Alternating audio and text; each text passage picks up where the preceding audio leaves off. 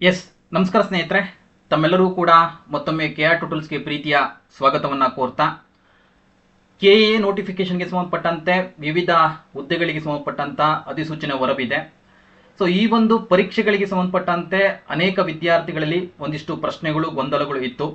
So ಒಂದೇ ಪಠ್ಯಕ್ರಮ ಇರುವಂತಹ ವಿವಿಧ ಹುದ್ದೆಗಳಿಗೆ ಸಂಬಂಧಪಟ್ಟಂತೆ ಒಂದೇ ಪರೀಕ್ಷೆ ಇರುತ್ತಾ, ಜೊತೆಗೆ ಒಂದೇ ಪಠ್ಯಕ್ರಮ ಇರುವಂತಹ ವಿವಿಧ ಹುದ್ದೆಗಳಿಗೆ ಒಂದೇ ಅಪ್ಲಿಕೇಶನ್ಸ್ ಹಾಕ್ಬೇಕಾ ಅಥವಾ ಬೇರೆ ಬೇರೆಯಾಗಿ ಅಪ್ಲಿಕೇಶನ್ಸ್ ಹಾಕ್ಬೇಕಾ ಅನ್ನೋದು ಪ್ರಶ್ನೆ.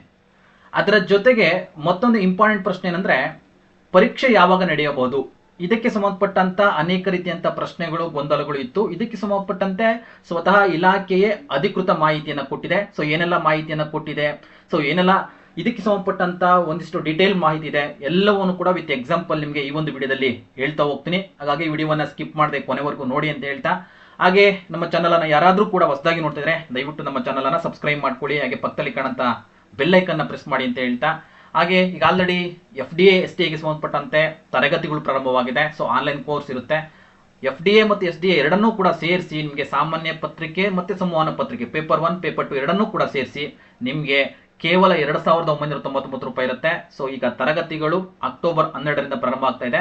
ಸೊ ಹೆಚ್ಚಿನ ಮಾಹಿತಿಗೆ ಕೆಳಭಾಗದಲ್ಲಿ ಕಾಣುವಂತ ನಂಬರ್ ಅನ್ನ ಸಂಪರ್ಕವನ್ನ ಮಾಡಬಹುದು, ಅಥವಾ ನೇರವಾಗಿ ಕೆಆರ್ ಟ್ಯುಟೋರಿಯಲ್ ಆಪ್ ನ ಡೌನ್ಲೋಡ್ ಮಾಡಿಕೊಂಡು ಅಲ್ಲೂ ಕೂಡ ಪೇಮೆಂಟ್ ಮಾಡಿ ಜಾಯಿನ್ ಆಗಬಹುದು ಅಂತ ಹೇಳ್ತಾ, ಎಸ್ ಒನ್ ಬೈ ಒನ್ ಎಲ್ಲ ನಿಮ್ಮ ಗೊಂದಲಗಳಿಗೆ ಎಲ್ಲ ನಿಮ್ಮ ಪ್ರಶ್ನೆಗಳಿಗೆ ಉತ್ತರವನ್ನ ನೋಡ್ತಾ ಹೋಗೋಣ ಅಂತ ಹೇಳ್ತಾ, ನೋಡಿ ಮೊದಲಿಗೆ ಅನೇಕ ರೀತಿಯಾದ ಒಂದಿಷ್ಟು ಗೊಂದಲಗಳಿತ್ತು, ಪ್ರಶ್ನೆಗಳಿತ್ತು. ಅದೇನಂದ್ರೆ, ಸೊ ವಿವಿಧ ಹುದ್ದೆಗಳು ಇರುವಂತಹ ಒಂದೇ ಪಠ್ಯಕ್ರಮ ಇರುವಂತಹ ವಿವಿಧ ಹುದ್ದೆಗಳಿಗೆ ಒಂದೇ ಅಪ್ಲಿಕೇಶನ್ಸ್ ಹಾಕ್ಬೇಕಾ ಅಥವಾ ಮತ್ತೊಂದು ಅಪ್ಲಿಕೇಶನ್ ಹಾಕ್ಬೇಕಾ, ಅದೇ ರೀತಿಯಾಗಿ ವಿವಿಧ ಹುದ್ದೆಗಳಿಗೆ ಸಂಬಂಧಪಟ್ಟಂತೆ ಒಂದೇ ಪಠ್ಯಕ್ರಮ ಇರುವಂತಹ ಒಂದು ಎಕ್ಸಾಮ್ಗೆ ಸಂಬಂಧಪಟ್ಟಂತೆ ಸೊ ಒಂದೇ ಎಕ್ಸಾಮ್ ಇರುತ್ತಾ ಅಥವಾ ವಿವಿಧ ಎಕ್ಸಾಮ್ಗಳು ಇರುತ್ತಾ ಅನ್ನೋ ಪ್ರಶ್ನೆಗಳಿತ್ತು.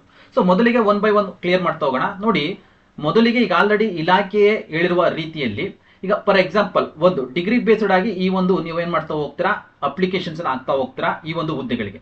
ಈಗ ಪ್ರಥಮ ದರ್ಜೆ ಸಹಾಯಕ ಸಂಬಂಧಪಟ್ಟಂತೆ ಡಿಗ್ರಿ ಬೇಸ್ಡ್ ಆಗ್ತಾ ಹೋಗ್ತೀರಾ.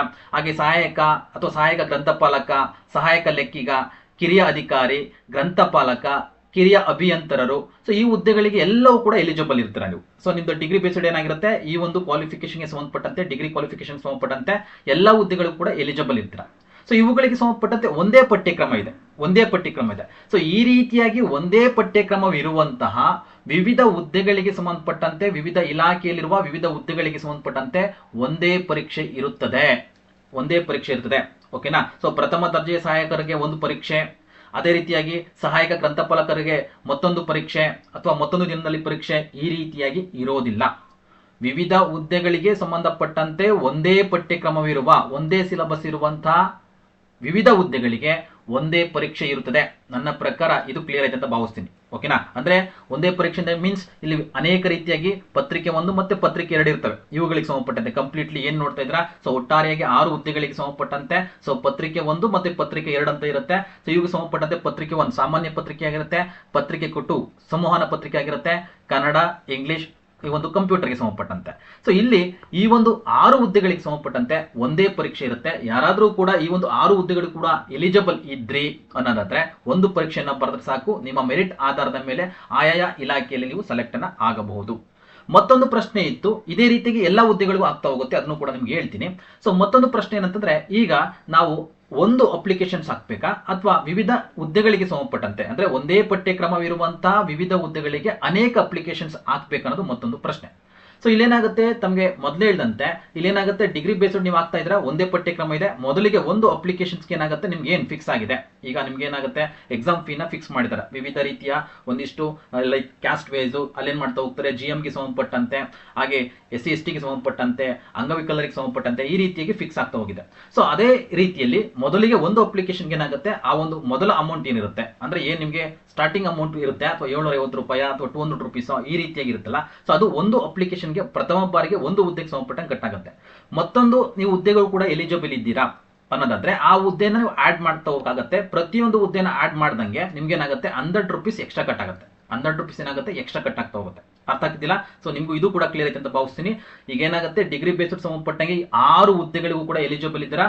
ಪ್ರಥಮ ಓಕೆನಾ, ಒಂದು ಹುದ್ದೆಗೆ ಸಂಬಂಧಪಟ್ಟಂತೆ ಅಪ್ಲಿಕೇಶನ್ಸ್ ಹಾಕ್ತೀರಾ, ಅದಕ್ಕೆ ಸಂಬಂಧಪಟ್ಟಂತ ಫಿಕ್ಸ್ ಆಗಿರುವಂತ ಎಕ್ಸಾಮ್ ಫೀಸ್ ಏನಿರುತ್ತೆ ಅದು 700 ರೂಪಾಯಿ ಇದೆಯೋ ಅಥವಾ 200 ರೂಪಾಯಿ ಇದೆಯೋ, ಈ ರೀತಿಯಾಗಿ ಮೊದಲಿಗೆ ಏನಿರುತ್ತೆ ಆ ಎಕ್ಸಾಮ್ಗೆ ಸಂಬಂಧಪಟ್ಟಂತ ಮೊದಲ ಅಮೌಂಟ್ ಕಟ್ ಆಗುತ್ತೆ.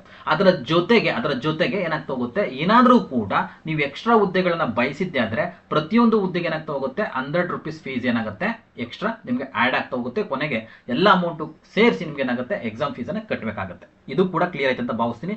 ಇದು ಸ್ವತಃ ಇಲಾಖೆಯಿಂದ ಬಂದಂತ ಅಧಿಕೃತ ಮಾಹಿತಿ ಆಗಿರುತ್ತದೆ. ಕ್ಲಿಯರ್ ಆಯ್ತಲ್ಲ. ಸೊ ಅದೇ ರೀತಿಯಾಗಿ ಮೇಲ್ಗಡೆ ನಾವು ಗಮನಿಸಿದಂತೆ ಇಲ್ಲೂ ಕೂಡ ಅಷ್ಟೇ, ಅಂದ್ರೆ ಇಲ್ಲೇನಾಗುತ್ತೆ ಒಂದಿಷ್ಟು ಟೆಕ್ನಿಕಲ್ ಕೋರ್ಸ್ಗಳು ಬರ್ತಾ ಹೋಗ್ತವೆ. ಈ ಒಂದು ಹುದ್ದೆಗಳಿಗೆ ಸಂಬಂಧಪಟ್ಟಂತೆ 3 ಹುದ್ದೆಗಳಿಗೆ ಸಂಬಂಧಪಟ್ಟಂತೆ ಯಾರೆಲ್ಲ ಎಲಿಜಿಬಲ್ ಇರ್ತೀರಾ, ಸೊ ಸೇಮ್ ಒಂದೇ ಪಠ್ಯಕ್ರಮ ಇದೆ, ಒಂದೇ ಪಠ್ಯಕ್ರಮಕ್ಕೆ ಅನುಗುಣವಾಗಿರುವಂತಹ ಒಂದೇ ಪಠ್ಯಕ್ರಮವಿರುವಂತಹ ವಿವಿಧ ಹುದ್ದೆಗಳಿಗೆ ಒಂದೇ ಎಕ್ಸಾಮ್. ಅದೇ ರೀತಿಯಾಗಿ ಒಂದು ಅಪ್ಲಿಕೇಶನ್ಸ್ ಅನ್ನ ಪ್ರಾರಂಭದಲ್ಲಿ ಅದಕ್ಕೆ ಸಂಬಂಧಪಟ್ಟಂತೆ ಫಿಲ್ ಮಾಡ್ತಾ ಹೋಗ್ತಾರ. ಎಕ್ಸ್ಟ್ರಾ ಆಡ್ ಮಾಡ್ತಾ ಅಂದ್ರೆ ನೀವು ಎಲ್ಲವಕ್ಕೂ ಎಲಿಜಿಬಲ್ ಇದೆ ಅಂದ್ರೆ ಆಡ್ ಮಾಡ್ದಂಗೆಲ್ಲ 100 ರೂಪೀಸ್ ಏನ್ ಮಾಡ್ತಾ ಹೋಗುತ್ತೆ ಎಕ್ಸ್ಟ್ರಾ ಕಟ್ ಆಗ್ತಾ ಹೋಗುತ್ತೆ.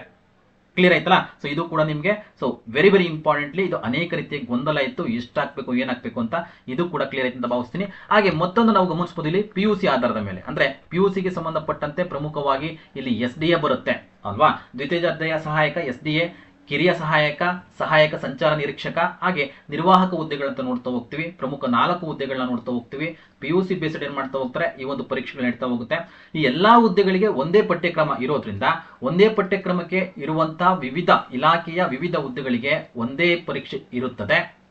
ಸೇಮ್ ಅಪ್ಲಿಕೇಶನ್ಸ್ ಏನ್ ಹೇಳಿದೆ ಸೇಮ್ ಅದೇ ರೀತಿಯಲ್ಲಿ ಇರ್ತದೆ. ಅಂದ್ರೆ ಮೊದಲ ಒಂದು ಅಪ್ಲಿಕೇಶನ್ ದ್ವಿತೀಯ ದರ್ಜೆಗೆ ಸಂಬಂಧಪಟ್ಟಂತೆ ಆಗ್ತಾ ಇರ್ತೀರಾ, ಅಥವಾ ಇನ್ನ ಬೇರೆಯನ್ನ ಹುದ್ದೆಗಳಿಗೆ ಸಂಬಂಧಪಟ್ಟಂತೆ ನೀವು ಬಯಸ್ತಾ ಇದ್ರಂದ್ರೆ ಅವನ್ನ ಆಡ್ ಮಾಡಿದಂತೆ ನಿಮ್ಗೆ ಏನಾಗುತ್ತೆ ಎಕ್ಸ್ಟ್ರಾ 100 ರೂಪೀಸ್ ಆ ಒಂದು ಏನು ಮೊದಲ ಅಪ್ಲಿಕೇಶನ್ಗೆ ಸಂಬಂಧಪಟ್ಟಂತೆ ಇದ್ದಂತ ಫೀಸ್ಗೆ ಸೊ 100 ರೂಪೀಸ್ ಏನ್ ಮಾಡ್ತಾ ಹೋಗುತ್ತೆ ಆಡ್ ಆಗ್ತಾ ಹೋಗುತ್ತೆ. ಓಕೆನಾ. ಸೊ ಇದು ಪರೀಕ್ಷೆ ಮತ್ತು ಅಪ್ಲಿಕೇಶನ್ಗೆ ಸಂಬಂಧಪಟ್ಟಂತ ಒಂದಿಷ್ಟು ಮಾಹಿತಿ. ಓಕೆನಾ, ಇದು ಇಲಾಖೆಯಿಂದ ಬಂದಂತ ಅಧಿಕೃತ ಮಾಹಿತಿ ಆಗಿರ್ತದೆ. ಸೊ ಮತ್ತೊಂದು ಪ್ರಶ್ನೆ ಏನಿತ್ತಂದ್ರೆ ನಿಮಗೆ ಪರೀಕ್ಷೆ ಯಾವಾಗ ನಡೆಯುತ್ತೆ ಸರ್, ಪರೀಕ್ಷೆಗೆ ಸಂಬಂಧಪಟ್ಟಂತ ದಿನಾಂಕ ಯಾವಾಗ ಫಿಕ್ಸ್ ಆಗಬಹುದು? ಇದು ಕೂಡ ಸ್ವತಃ ಇಲಾಖೆ ಕೊಟ್ಟಿರುವಂತ ಮಾಹಿತಿ ಪ್ರಕಾರವಾಗಿ ಡಿಸೆಂಬರ್ನ ಕೊನೆಯ ವೀಕ್ ಅಥವಾ ಜನವರಿಗೆ ಸಂಬಂಧಪಟ್ಟಂತ ಮೊದಲ ವೀಕ್ ಅನ್ನು ಮಾಡ್ತೀವಿ ಅಂತ ಹೇಳಿದ್ದಾರೆ. ಈಗ ಆಲ್ರೆಡಿ ಇವುಗಳಿಗೆ ಸಂಬಂಧಪಟ್ಟಂತ ಸುಮಾರು ದಿನಗಳಿಂದ ನಾವು ಹೇಳ್ತಾ ಇದ್ವಿ. ಆ ದೃಷ್ಟಿಯಲ್ಲಿ ಇಟ್ಟುಕೊಂಡು ಈಗ ಡಿಸೆಂಬರ್ನ ಕೊನೆಯ ವೀಕ್ ಸೊ ನಿಮ್ಗೆ ಏನಾಗುತ್ತೆ, ಸೊ ಮ್ಯಾಕ್ಸಿಮಮ್ ಇಲ್ಲಿ ಸ್ಯಾಟರ್ಡೆ ಮತ್ತು ಸಂಡೇ ಏನೋ ನೋಡ್ತಾ ಹೋಗ್ತಾರೆ. ಡಿಸೆಂಬರ್ ಕೊನೆಯ ವೀಕ್ ಅಂದ್ರೆ ಏನಾಗ್ತಾ ಹೋಗುತ್ತೆ, ಇಲ್ಲಿ 27 ಮತ್ತು 28 ಅಂದ್ರೆ ಸ್ಯಾಟರ್ಡೆ ಸಂಡೆಗೆ ಸಂಬಂಧಪಟ್ಟಂತೆ ಸಂಡೇ 28 ಬರುತ್ತೆ, ಸ್ಯಾಟರ್ಡೆ 27 ಬರುತ್ತೆ. ಸೊ ಈ ದಿನಾಂಕಗಳನ್ನ ನಾವು ಕೊನೆಯ ವೀಕ್ ಅನ್ನೋದ್ರೆ ಈ ದಿನಾಂಕಗಳನ್ನ ನಾವು ಟಾರ್ಗೆಟ್ ಮಾಡಬೇಕಾಗುತ್ತೆ. ಅಥವಾ ಜನವರಿಗೆ ಫಸ್ಟ್ ವೀಕ್ ಅಂದ್ರೆ ಪ್ರಮುಖವಾಗಿ ಜನವರಿಯ ಫಸ್ಟ್ ವೀಕ್ ಅಂದ್ರೆ 3-4 ಅಂದ್ರೆ 3ನೇ ತಾರೀಕು ಸ್ಯಾಟರ್ಡೆ ಬರುತ್ತೆ, ಹಾಗೆ ಸಂಡೇ 4ನೇ ತಾರೀಕು ಬರುತ್ತೆ. ಸೊ ಈ ಒಂದು ಡೇಟ್ಗಳನ್ನ ನಾವು ಕೂಡ ಟಾರ್ಗೆಟ್ ಮಾಡಬಹುದು. ಅಥವಾ ಇನ್ ಕೇಸ್ ಏನಾದ್ರೂ ಕೂಡ ಸ್ವಲ್ಪ ಲೇಟ್ ಆಯ್ತು ಅಂದ್ರೂ ಕೂಡ ನಿಮ್ಗೆ ಏನಾಗುತ್ತೆ ಜನವರಿ 11 ಅಂದ್ರೆ 10 ಮತ್ತು 11ನೇ ತಾರೀಕು ಏನಾಗುತ್ತೆ, ಸೊ ಮ್ಯಾಕ್ಸಿಮಮ್ ಈ ಒಂದು ದಿನಾಂಕಗಳನ್ನ ದೃಷ್ಟಿಯಲ್ಲಿಟ್ಟುಕೊಂಡು ನಿಮ್ಮ ಒಂದು ತಯಾರಿಯನ್ನ ಮಾಡಬೇಕಾಗತ್ತೆ. ಯಾಕೆಂದ್ರೆ ಸ್ವತಃ ಇಲಾಖೆ ಹೇಳಿರೋದ್ರಿಂದ, ಅಂದ್ರೆ ಜನವರಿ ಅಥವಾ ಏನ್ ಡಿಸೆಂಬರ್ನ ಕೊನೆಯ ವೀಕ್ ಜನವರಿ ಫಸ್ಟ್ ವೀಕ್ ಅಂತ ಹೇಳಿರೋದ್ರಿಂದ ಸೊ ಈ ಒಂದು ದಿನಾಂಕಗಳು ಮ್ಯಾಕ್ಸಿಮಮ್ ನಮಗೆ ಟಾರ್ಗೆಟ್ ಅಂದ್ರೆ ಆ ಒಂದು ದಿನಾಂಕಗಳ ಮೇಲೆ ಫೋಕಸ್ ಅನ್ನು ಇಟ್ಕೊಂಡು ಅಥವಾ ಗುರಿಯಾಗಿ ಇಟ್ಟುಕೊಂಡು ನಾವು ನಮ್ಮ ತಯಾರಿಯನ್ನ ಮಾಡ್ಕೊಳ್ಬೇಕಾಗತ್ತೆ. ಸೊ ಆ ನಿಟ್ಟಿನಲ್ಲಿ ಸೊ ಈ ಒಂದು ನಿಮ್ಮ ಎಕ್ಸಾಮ್ ತಯಾರಿಯನ್ನ ಮಾಡ್ಕೊಳ್ಳಿ, ಎಲ್ಲರೂ ಕೂಡ ಒಳ್ಳೇದಾಗ್ಲಿ. ಸೊ ನನ್ನ ಪ್ರಕಾರ ಈ ಒಂದು ವಿಡಿಯೋದಲ್ಲಿ 3 ಪ್ರಶ್ನೆಗಳಿಗೂ ಕೂಡ ಉತ್ತರ ಸಿಕ್ಕಿದೆ ಅಂತ ಭಾವಿಸ್ತೀನಿ. ಸೊ ಒಂದು ವಿಡಿಯೋ ಮತ್ತು ಮಾಹಿತಿ ಇಷ್ಟ ಆಗಿದ್ರೆ ದಯವಿಟ್ಟು ಲೈಕ್ ಮಾಡಿ. ಹಾಗೆ ಈ ಒಂದು ವಿಡಿಯೋದ ಡಿಸ್ಕ್ರಿಪ್ಷನ್ ಬಾಕ್ಸ್ ಅಲ್ಲಿ ನಮ್ಮ ಟೆಲಿಗ್ರಾಮ್ ಲಿಂಕ್ ಇದೆ, ಅಲ್ಲಿ ಎಲ್ಲಾ ಒಂದು ಏನು SDA FTA ಆಗಿರಲಿ ಪ್ರತಿನಿತ್ಯ ನಿಮಗೆ ಕರೆಂಟ್ ಅಫೇರ್ಗೆ ಸಂಬಂಧಪಟ್ಟಂತ MCQಗಳು ಬರ್ತಾ ಇರ್ತವೆ, ಅವೆಲ್ಲವೂ ಕೂಡ ಅಪ್ಲೋಡ್ ಮಾಡ್ತಾ ಹೋಗ್ತೀವಿ. ಅನೇಕ ರೀತಿಯ GK ಮಾಹಿತಿಗಳಾಗಿರಲಿ, ಕ್ವಶನ್ ಪೇಪರ್ಸ್ ಆಗಿರಲಿ ಎಲ್ಲವೂ ಕೂಡ ಅಲ್ಲಿ ಸಿಗುತ್ತೆ. ಮತ್ತು SDA ಗೆ ಸಂಬಂಧಪಟ್ಟಂತ ಪ್ರತಿನಿತ್ಯ MCQಗಳನ್ನ KR ಟ್ಯೂಟೋರ್ಸ್ ಕಡೆಯಿಂದ ಮಾಡ್ಕೊಡ್ತಾ ಹೋಗ್ತೀವಿ. ಸೊ ಎಲ್ಲವೂ ಕೂಡ ವಾಚ್ ಮಾಡಿ ಯೂಟ್ಯೂಬ್ ಅಲ್ಲಿ ಅಂತ ಹೇಳ್ತಾ, ಏನಾದರೂ ಕೂಡ ಪೇಡ್ ಕ್ಲಾಸ್ ಬೇಕು ಅಂದ್ರೆ ಸೊ ಕೆಳಭಾಗದಲ್ಲಿ ಕಾಣುವಂತ ನಂಬರ್ನ ಸಂಪರ್ಕವನ್ನ ಮಾಡಿ ಅಂತ ಹೇಳ್ತಾ ಸೊ ಇಲ್ಲಿಗೆ ಈ ಒಂದು ವಿಡಿಯೋವನ್ನು ಮುಗಿಸ್ತಾ ಇದ್ದೀನಿ. ಸೊ ಎಲ್ಲರಿಗೂ ಆಲ್ ದ ಬೆಸ್ಟ್ ಅಂತ ಹೇಳ್ತಾ ಸೊ ಒಳ್ಳೆಯದಾಗಲಿ.